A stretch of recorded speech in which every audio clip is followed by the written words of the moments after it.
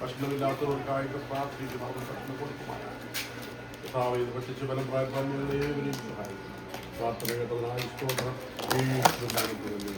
ഞാനെന്നും വാഴ്ത്തിയിടും ഞാൻ യേശുവേ.